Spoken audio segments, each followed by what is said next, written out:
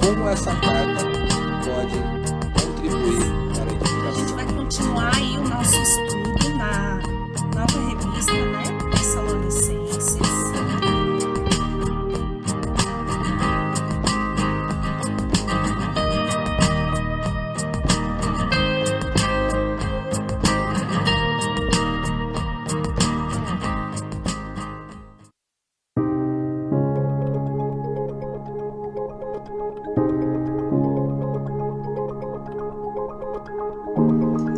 Graça e paz, Iba! Tudo bem, comunidade? Muito bom estar com vocês, fazer parte desse grupo e ter esse privilégio de poder trazer, então, essa continuação da nossa EBD que voltou na semana passada, né, com a aula do Erickson, e ele falando ali sobre a redenção, falando sobre a aula de número 13, uma aula, por sinal, muito boa. E hoje nos compete, então, falar da aula 14. Aula essa que é baseada na revista que nós temos utilizado e também, e o mais importante, é que a revista é baseada na Bíblia, mas especificamente na carta de Paulo aos Tessalonicenses.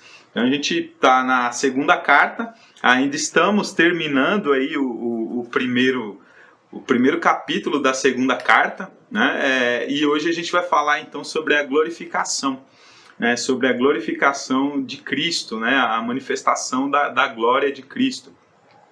E para isso eu quero já de cara já ler o texto com vocês aqui, texto de 2 Tessalonicenses, capítulo de número 1, versículos de 7 até o versículo de número 12, que diz assim: e dar alívio a vocês que estão sendo atribulados e a nós também. Isso acontecerá quando o Senhor Jesus for revelado lá dos céus, com seus anjos poderosos em meio a chamas flamejantes. Ele punirá os que não conhecem a Deus e os que não obedecem ao Evangelho de nosso Senhor Jesus. Eles sofrerão a pena de destruição eterna, a separação da presença do Senhor e da majestade do seu poder. Isso acontecerá no dia em que ele vier para ser glorificado em seus santos e admirado em todos os que creram, inclusive vocês que creram em nosso testemunho. Conscientes disso, oramos constantemente por vocês, para que o nosso Deus os faça dignos da vocação e com poder cumpra todo bom propósito e toda obra que procede da fé. Assim, o nome de nosso Senhor Jesus será glorificado em vocês, e vocês nele, segundo a graça de nosso Deus e do Senhor Jesus Cristo. Amém. Que Deus nos abençoe, que o Espírito Santo coloque, nos esclareça, né, este texto a tal ponto que possamos compreender, né, qual é a vontade de Deus para nós nesta aula. Pensando especificamente nesse tema, né, da glória de Cristo, pensar na glória de Cristo. E por que é importante pensar nisso? O Erickson ele fez muito bem na aula passada uma retrospectiva do contexto da carta, do porquê Paulo escreveu, quando, para quem, qual foi a motivação dele ter escrito. Então, ela é uma das cartas que a gente poderia dizer que a gente usa para falar sobre escatologia, que seria o estudo das últimas coisas, pensar nas coisas que estão por vir, né, e de que forma isso nos afeta. E aqui eu abro um parênteses para que a gente pense um pouco. Isso nos afeta de uma forma muito grande. Por quê? Porque quando a gente pensa por exemplo, nas coisas que estão por vir, o que a gente tem de noção de futuro determina muito a forma como a gente vive hoje. Por exemplo, se alguém pensa que não existe um amanhã, não existe um porvir, por exemplo, não tem uma vida após a morte, que o que nós temos é esse momento aqui, então essa pessoa vai viver de qualquer jeito e pouco vai dar de importância para o que ela faz, porque faz, ela vai agir por prazer, ela vai agir em busca da felicidade. Aliás, muitas pessoas estão pregando isso hoje, né? A sociedade tem mostrado isso, essa busca pela felicidade e essa também busca pela ausência da dor, né? Então, a forma como a gente pensa em relação ao que está por vir, ao futuro, isso também nos remete ao hoje, como nós vivemos hoje. Como é que você tem vivido a sua vida? Como é que você tem vivido a sua caminhada cristã? É interessante a gente pensar nesse tema, é interessante a gente ler essa carta, é interessante a gente saber de fato no que nós cremos, nós cristãos, a respeito da segunda vinda de Cristo. Aliás, é uma das coisas que a carta fala também, né? De que forma isso nos afeta, de que forma isso afeta o nosso futuro, mas especificamente de que forma isso pode influenciar a nossa vida hoje. É sobre isso que a gente vai pensar. E o alvo dessa lição de número 14, ela tem aqui alguns objetivos aqui, um alvo para mim e para você. Então o alvo é saber o que eu preciso saber depois que eu terminar essa aula, ou se eu não souber de uma forma plena, pelo menos alguma coisa nesse sentido eu preciso. Eu preciso saber, entender o papel da futura glória de Cristo no plano escatológico. De que forma essa glória de Cristo ela atinge esse plano escatológico e de que maneira isso afeta o meu presente. Então eu preciso entender, saber entender isso. De que forma isso mexe com o meu hoje, com o meu presente, e de que forma isso pode me motivar para todas as circunstâncias da minha vida, para tudo que eu vier a fazer, né? Hoje, amanhã e depois, né? A forma como eu viverei o meu cristianismo. Né? Então, esse é o objetivo quando a gente pensa em saber, né? Entender justamente toda essa importância dessa glória de Cristo, né? Essa manifestação dessa glória e como isso me afeta hoje. Né? O meu comportamento hoje. E sentir eu preciso tomar a cruz, eu preciso me entender como diz Paulo, somos crucificados com Cristo. Então eu preciso entender isso. Então eu tomo a minha cruz, eu nego a mim mesmo e fazendo morrer toda a minha carnalidade, tudo aquilo que me atrapalha, tudo aquilo que me atrapalha de viver e de andar com Deus. Né? Então eu vou lutar contra mim mesmo. Mas não é só contra mim mesmo, como diz o Russell Shedd, né, saudoso, Deus o tenha, em seu livro O Mundo, a Carne e o Diabo, ele vai justamente dizer que nós temos que lutar contra esses três inimigos. Então eu sou o meu inimigo, eu preciso lutar contra mim mesmo, mas eu preciso lutar também contra o mundo. E o mundo aqui é o sistema, né?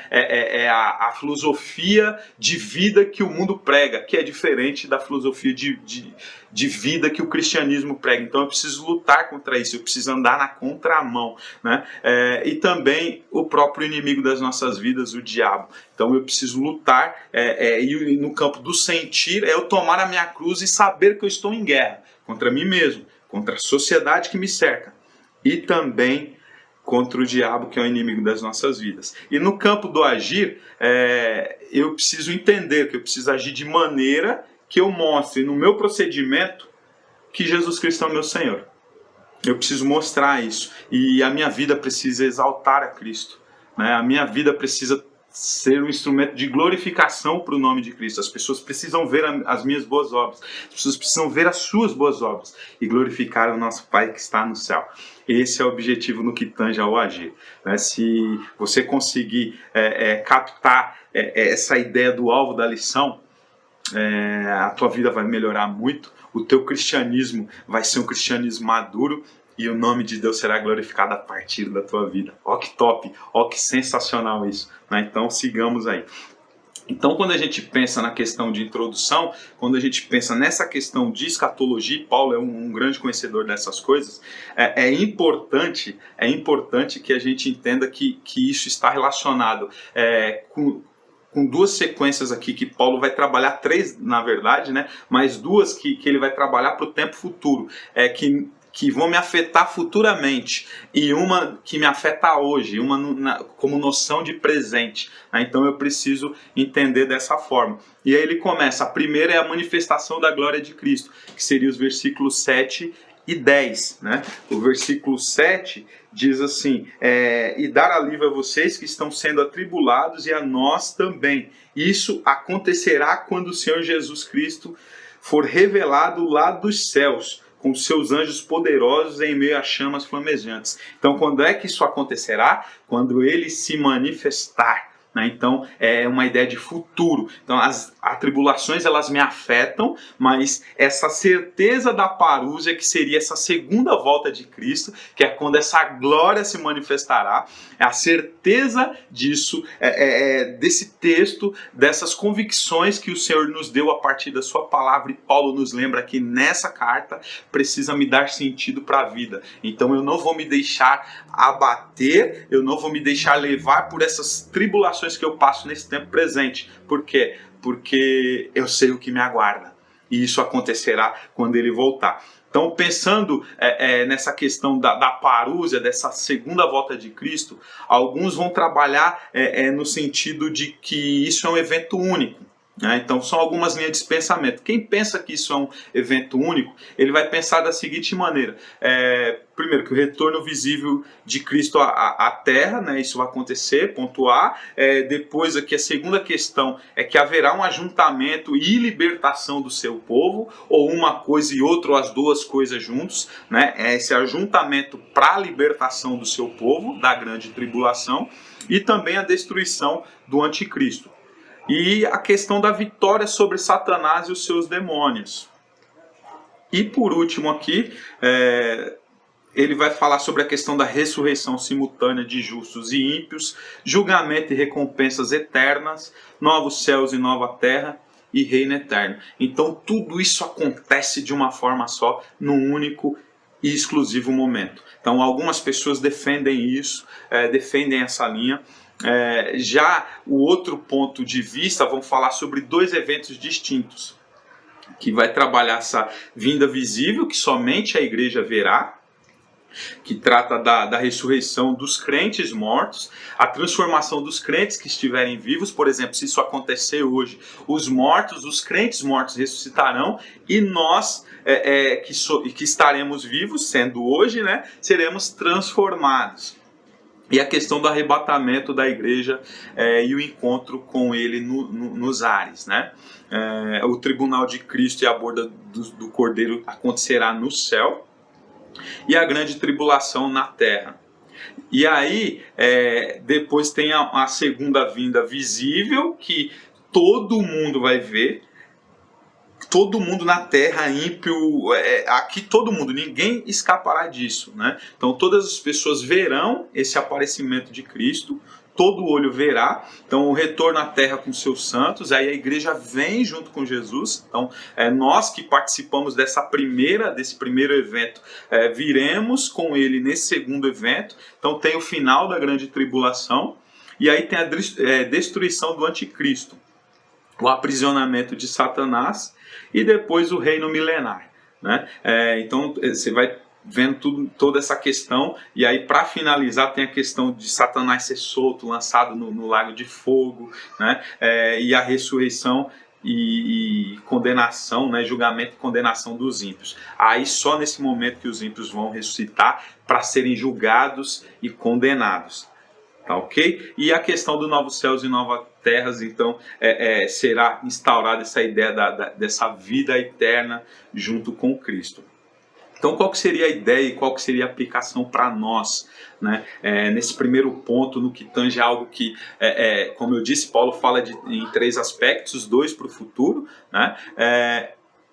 e um que afeta o nosso presente. Então, esse pensando nesse advento, que uns vão ver como um evento único, outros vão ver como 2 eventos distintos, onde ele aparece primeiro para os cristãos, e depois ele aparece então para aqueles que são os ímpios, para todo o restante, e é onde tem a condenação e tal. Então essas são as linhas que vão definir aí a escatologia dos batistas. E aí vão ter vários pensamentos. Tem os pré-tribulacionistas, aí vai ter os pós. Isso não é o material do estudo da aula de hoje. Isso também não nos importa. O mais importante é saber que ele vem. Se ele vem antes, durante ou depois, isso, sinceramente, pouco importa. O mais importante é a nossa fé e a nossa esperança nessa parúzia, nessa segunda vida de Cristo. Ele vem.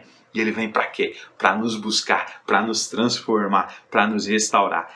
É nisso que nós devemos nos agarrar. É isso que Paulo estava dizendo para essa igreja aqui de Tessalônica. Firmem-se nisso.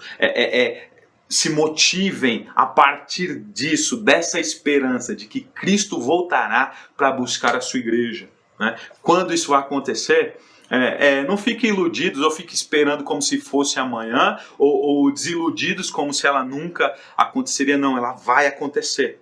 Ela vai acontecer. Então continue vivendo, mas crendo. Vivam a partir dessa promessa que se tornará realidade. E você vai ver com seus próprios olhos quando Ele vier te buscar. Você vai ver a sua glória manifestada. Então a gente vai ver essa manifestação da glória de Deus. Então qual a aplicação? Que mesmo havendo diferentes interpretações sobre as etapas da segunda vinda de Cristo, a gente viu aí essa questão, é um único evento, é 2 eventos. Então mesmo havendo essas interpretações, o que é mais importante? É saber que a sua glória será manifestada. E o que isso quer dizer para mim e para você?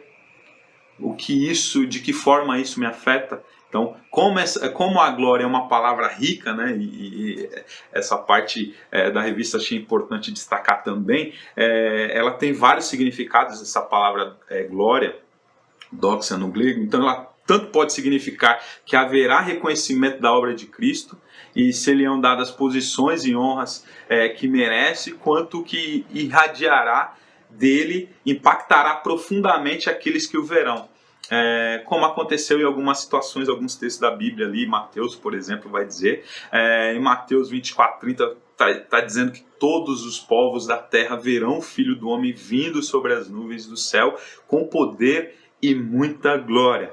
Ou seja, a manifestação da glória de Cristo ela vai ser mundial. Então, o Cristo que nós pregamos é muito maior do que nós pensamos ou do que as pessoas acham que Ele é. Então, Ele é muito mais do que aquilo que a gente consegue racionalmente imaginar e descrever. Ele é muito mais que isso. E com o impacto dessa vida, dessa vinda e dessa vinda em glória. O impacto é que, quando vier, coisas tremendas acontecerão comigo e com você, com nós que somos cristãos. Para os que já morreram, eles ressuscitarão. Para nós, se isso acontecer hoje, nós seremos transformados. E é justamente sobre isso que Paulo fala lá em 1 Coríntios capítulo 15, né, que esse corpo aqui, ele ainda não foi revestido da incorruptibilidade, ou seja, a gente ainda é corruptível. Se apertar aqui dói, se eu beliscar eu vou sentir, se eu me ferir aqui eu vou sentir a dor. Então eu ainda sou afetado, eu ainda vivo o luto, eu sinto a dor da perda, a frustração de não conseguir algo. Tudo isso de alguma forma me afeta. Mas quando Jesus se manifestar, quando essa glória for manifestada, tal qual escrito aqui em Tessalonicenses, tal qual nos foi transmitido por Paulo, quando tudo isso acontecer, de que forma isso me afeta? Isso me afeta no sentido de que eu vou ver o meu Salvador face a face, tal qual Ele é, e eu serei revestido de incorruptibilidade.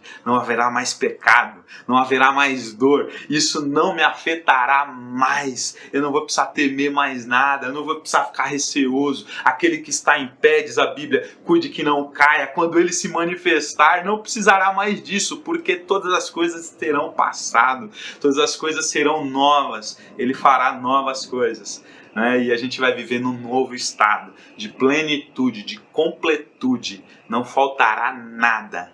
Nada faltará. Que sensacional. E aí tem a segunda questão, também pensando a nível de futuro, diz respeito aos ímpios, que é justamente a exclusão da glória de Cristo. Isso é muito forte. São os versículos 8 e 9, que vai dizer o seguinte: Ele punirá os que não conhecem a Deus e os que não obedecem ao Evangelho de nosso Senhor Jesus. Eles sofrerão a pena de destruição eterna, a separação da presença do Senhor e da majestade do seu poder. Que texto forte e ao mesmo tempo preocupante. E isso me entristece, saber que pessoas poderiam ter acesso à graça, poderiam ter acesso ao reino, ou porque não tiveram oportunidade de ter um encontro com o Evangelho, ou pior, porque tiveram a oportunidade de ter um encontro com o Evangelho e abriram mão do Senhor, recusaram o Senhor da glória, eles serão excluídos. Esse texto é muito forte, esse texto é para eles. Esse texto os afeta. Pode ser que os afetados, alguns estejam ou façam parte da nossa família. A nossa oração é para que não. É importante também a gente pegar, por exemplo, esse último vídeo do Instagram do pastor Edgar, quando a gente olha para o campo missionário ali da Ibaá, as adjacências ali, a comunidade em volta, as ruas, as casas, as pessoas que fazem parte daquele contexto, quantas pessoas ali, nesse momento, se Jesus Cristo voltasse hoje, porque se ele voltasse hoje, para mim e para você seria sensacional, mas e como ficariam essas pessoas? Isso para eles significaria exclusão, para aqueles que ainda não têm o Cristo. Então isso é muito forte. Então Paulo ele não nos dá detalhes. Nesse versículo ele não fala nada sobre o caráter dos excluídos. Ele apenas se refere a eles como aqueles que não conhecem a Deus. Então, quem são os que são excluídos? Aqueles que não conhecem a Deus. E o conhecer aqui remete à intimidade. Inclusive, no Antigo Testamento, quando a gente pensa na ideia de conhecer, quando, por exemplo, Abraão conheceu Sara, está falando justamente dessa conexão, os dois se fundindo em uma só carne, né? Aqui tem a ver com essa relação sexual, onde os dois se tornam literalmente uma só carne, e Cristo e a igreja é a mesma coisa. E no caso, os excluídos são aqueles que não são a noiva, não fazem parte da noiva, da igreja. Então não estão conectados, não estão ligados a Jesus. Então eles são os que não conhecem, porque não é conhecer de ouvir falar, né? Mas é de contigo andar, como diria Jó. Essa é a ideia. Então é conhecer de estar junto, de se relacionar, de saber o que Deus quer, porque eu me intero das coisas que mexem com Deus, das coisas que Deus ama, porque elas também mexem comigo e também são as coisas que eu amo. Mas para aqueles que não conhecem, ou que abriram mão de conhecer, que desprezaram, eles não vão ter acesso. Eles não vão ter acesso. Por quê? Porque eles se negaram a ter esse conhecimento, esse relacionamento. Não obedecem ao Evangelho de nosso Senhor Jesus Cristo. Uma provável referência aos gentios e os judeus descrentes, né? Esse texto está falando justamente para essas pessoas, para aqueles que são descrentes, seja gentil ou seja judeu, para aqueles que se declaram ateus. Que triste saber disso. Tem gente que fica feliz, foi ateu, merece mesmo, negou Deus, mas enquanto a vida, a esperança, enquanto a parúzia não aconteceu, a segunda volta não se deu, a gente precisa continuar orando, para que essas pessoas possam ter as escamas tiradas de seus olhos e com os olhos abertos possam enxergar que não há lugar para se estar a não ser com Deus. E para se estar com Deus nós precisamos do acesso. E o acesso é a pessoa de Jesus Cristo, é esse glorificado, é esse que se manifestará em glória. Mas Paulo nos descreve como será esse processo de exclusão nesses versículos que a gente leu. Então, em chama de fogo, então a ideia de fogo, na maioria das situações, remete à purificação, mas também o fogo destrói tudo aquilo que não vale a pena. E aqui é nesse sentido de destruição mesmo. Que triste isso, que triste saber que pessoas serão destruídas, porque abriram mão de andar com Deus. Mas isso não é injustiça da parte de Deus. É triste saber que as pessoas recusaram algo tão bom quanto o Senhor Jesus. Então isso será em chama de fogo. A retribuição, ela é merecida, né? Tomando vingança contra aqueles que se rebelaram contra o Senhor. Aqueles que não obedecem, que se negaram a conhecer e ter um relacionamento, são rebeldes. Então a vingança acontecerá. E a exclusão irresistível, né? Penalidade de eterna destruição.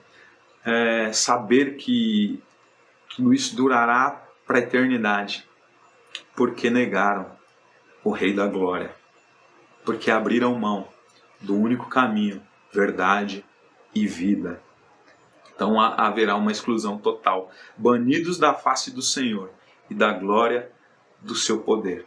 Não poderão ver o Senhor face a face. e não poderão desfrutar do seu poder.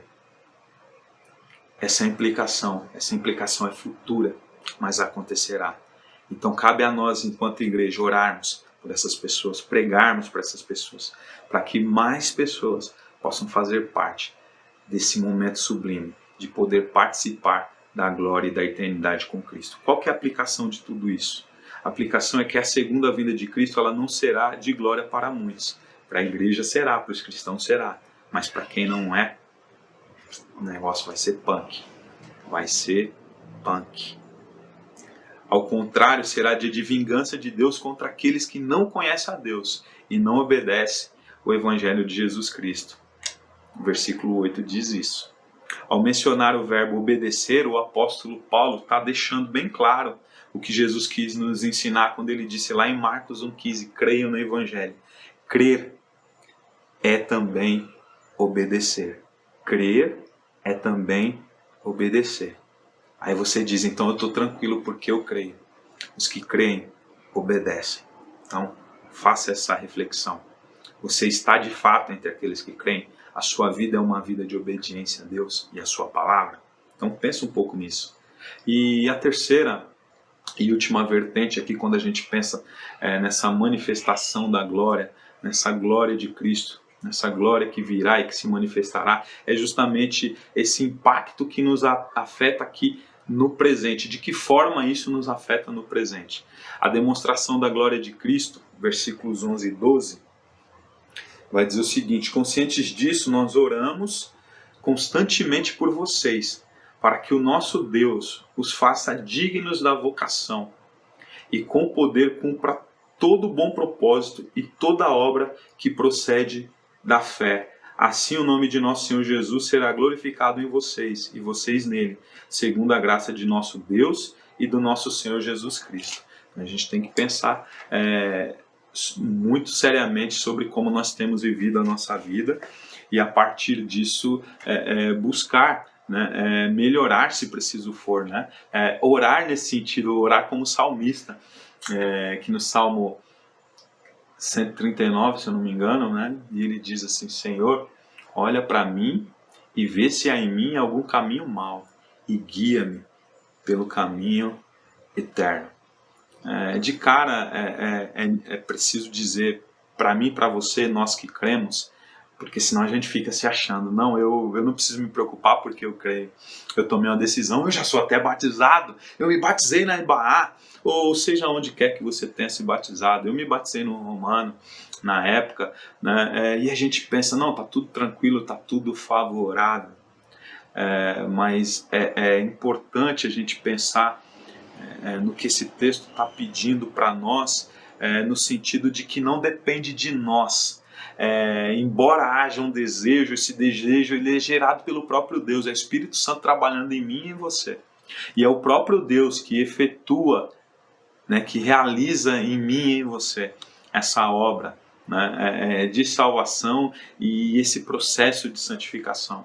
Então isso precisa ficar bem claro. Então o texto ele é muito firme ao nos dizer a importância desse segmento, de tendo a certeza de o que está envolvido com essa segunda vinda. Então a gente buscar em Deus, com Deus, debaixo da sua autoridade, com a ajuda desse grande poder de Deus, atingir esse nível de vida que o agrada. E isso é possível com a ajuda dele. Eu por mim mesmo eu não posso. Você por você mesmo você não pode. A gente precisa da ajuda de Deus. E como igreja, ajudarmos uns aos outros. Assim a gente vai. Assim a gente segue. Então isso é muito importante para a gente. Tá? Então, se a gente pensa no sentido de como isso pode nos afetar hoje, essa demonstração dessa glória para mim, para você, nós que cremos. Então hoje, cada crente, individualmente, eu, Enio, mas você também que está aí me assistindo, você precisa viver como um canal da glória de Deus. Você precisa ser um representante da glória de Deus. A sua vida precisa manifestar a glória do Deus que você diz crer, do Deus que você diz servir. A tua vida precisa mostrar. Aqui na terra, as pessoas precisam olhar o seu procedimento e não elogiar você, mas dar glória a Deus. E quando elas desacreditarem de você porque o seu procedimento é mau, elas não glorificarão o nome de Deus. Olha que triste isso. Saber que você foi motivo de escândalo. Lá em Lucas, Deus vai dizer, Lucas 17, para os seus discípulos, é inevitável que hajam escândalos, mas ai daquele por meio de quem os escândalos vêm. Então, não seja fonte de escândalo, não seja a origem de escândalos, seja a origem da manifestação da glória de Deus, de procedimentos que glorifiquem o nome de Deus. Essa deve ser a nossa busca. Esse deve ser o nosso propósito de vida. E aí ele começa falando sobre oração, no versículo 11 e também concluindo no 12. Então ele fala da razão da oração, por isso. Né? Por isso nós oramos. Qual é a motivação que me faz orar? É a certeza de que Cristo voltará. Essa é a razão da minha oração. Eu oro e continuo buscando isso porque eu sei que Jesus voltará. Então eu vou buscar viver em novidade de vida. Qual é o conteúdo da oração? Também no versículo 11. Deus vos torne dignos da sua vocação e cumpra com poder todo o propósito de bondade e obra de fé. Então, esse é o conteúdo da nossa oração. Ser digno. Pedir para Deus que Ele nos ajude a ser dignos. É com a ajuda de Deus que seremos dignos. Deus me ajuda a ser digno dessa vocação. Essa é a minha oração. Que seja a sua oração também.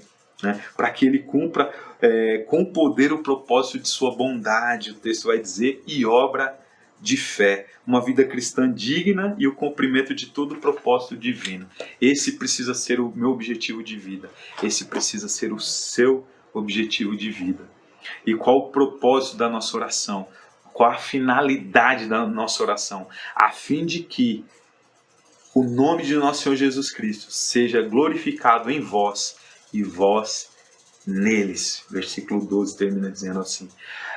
O propósito da nossa oração é a glorificação de Cristo em nós crentes, em mim, em você, em nós, para a glória de Deus.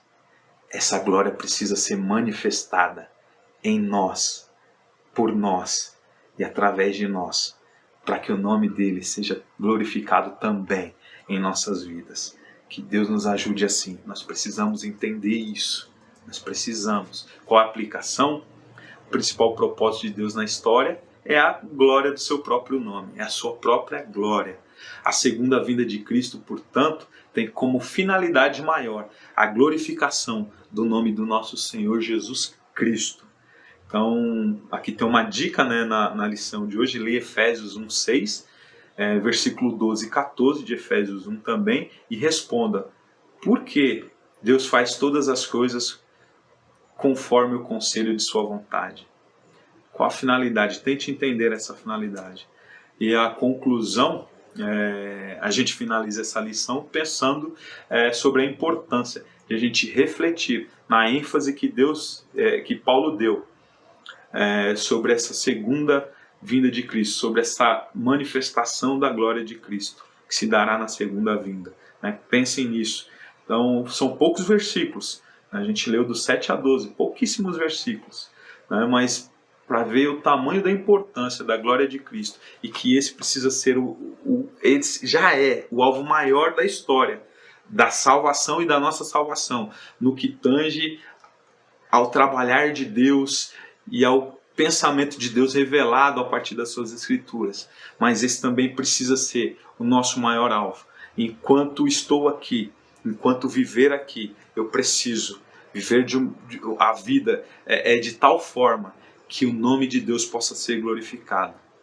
Que assim seja, que assim consigamos glorificar Deus por meio dos nossos procedimentos. Que as pessoas vejam os nossos bons procedimentos, as nossas boas ações e glorifiquem o nosso Pai que está nos céus. Paz e bem, que Deus nos abençoe assim. Amém. Amém. Deus te abençoe. Um abração.